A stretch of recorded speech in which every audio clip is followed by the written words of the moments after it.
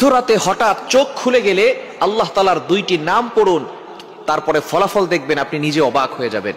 মধ্যরাত, এই রাতটা হচ্ছে রাতের শেষ অংশে যদি আপনার চোখ খুলে যায় তাহলে মনে করবেন আল্লাহ তাআলা আপনাকে সফলতার দ্বার প্রান্তে পৌঁছে দেওয়ার জন্য আপনার চোখটাকে খুলে দিয়েছে। কিন্তু দুঃখজনক হলেও সত্য, আমরা অনেকেই রাতের বেলা হঠাৎ করে চোখ খুলে গেলে অথবা ঘুম ভেঙে গেলে কিন্তু আমরা আল্লাহকে স্মরণ করি না। এই সময়টা হচ্ছে সবচেয়ে গুরুত্বপূর্ণ সময়।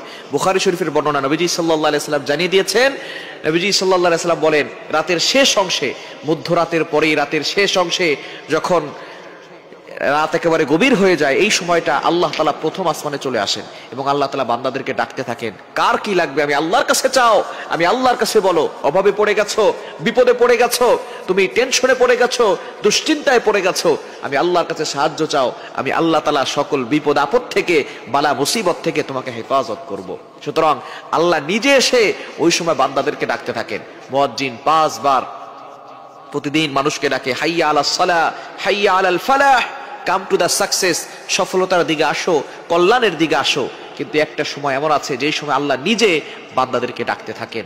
এই সময়টা হচ্ছে মধ্যরাতের পরে রাতের শেষ অংশে। এই সময়গুলোতে, এই সময় যদি আপনার চোখ খুলে যায়, আপনি এই আমলগুলো করতে দেরি করবেন না। আপনার ওযু করার দরকার নাই, ওই অবস্থায় আপনি আমলটি করবেন। আল্লাহ তাআলা দুইটি নাম পড়বেন 11 বার করে। কয়বার? এবং দুইটি নাম পড়ার আগে আপনি 3 বার দুরূদ শরীফ পড়বেন। দুরুদের ভিতরে সর্বশ্রেষ্ঠ দুরুদ হচ্ছে দুরুদ ইব্রাহিম। আমরা নামাজে যেটা পড়ি এই দুরূদটি বেশি বেশি পড়ার চেষ্টা করবেন। আল্লাহুম্মা সাল্লি আলা মুহাম্মদ ওয়া আলা আলি মুহাম্মদ কামা সাল্লাইতা আলা ইব্রাহিম ওয়া আলা আলি ইব্রাহিম ইন্নাকা হামিদুম মাজিদ। আল্লাহুম্মা বারিক আলা মুহাম্মদ ওয়া আলা আলি মুহাম্মদ কামা বারাকতা আলা ইব্রাহিম ওয়া আলা আলি ইব্রাহিম ইন্নাকা হামিদুম মাজিদ। এটা আপনি 3 বার পড়বেন। আর যদি এটা একটু বেশি কষ্ট হয়ে যায় তাহলে সাল্লাল্লাহু আলাইহি ওয়াসাল্লাম, সাল্লাল্লাহু আলাইহি ওয়াসাল্লাম, সাল্লাল্লাহু আলাইহি ওয়াসাল্লাম, এটা 3 বার পড়বেন। এরপর আল্লাহ তাআলা দুইটি গুণবাচক নাম পড়বেন, আল ওয়াহ্হাবু এটা পড়বেন 11 বার, আর হচ্ছে ইয়া ফাত্তাহু এটা পড়বেন 11 বার। এই দুইটি নাম পড়ে আপনি আল্লাহর কাছে দোয়া করবেন, দেখবেন আল্লাহ তাআলা আপনার সকল চাওয়া পাওয়াগুলো কবুল করবেন, আপনার নেক আশাগুলো আল্লাহ তাআলা কবুল করবেন। আল্লাহ তাআলা নিজে বলে দিয়েছেন 9 নম্বর পারা 13 নম্বর পৃষ্ঠার 4 নম্বর লাইন, সূরা আরাফের 180 নম্বর আয়াতে আল্লাহ বলছেন, ওয়ালিল্লাহিল আসমাউল হুসনা ফাদউহু বিহা। তোমরা আল্লাহর গুণবাচক নাম পড়ে দোয়া করো, আল্লাহ তাআলা তোমাদের দোয়াগুলো অ্যাকসেপ্ট করবেন, তোমাদের সকল নেক আশাগুলো পূরণ করবেন। সুতরাং আমরা আল্লাহর কাছে চাইতে জানি না। আমরা এই রাতের শেষ অংশে, মধ্যরাতের পরে যদি হঠাৎ করে আপনার চোখ খুলে যায়, আপনি আল্লাহর কাছে দোয়া করবেন, দেখবেন আল্লাহ তাআলা আপনার সকল চাওয়া পাওয়া গুলো কবুল করবেন, বিপদ থেকে আল্লাহ হেফাজত করবেন।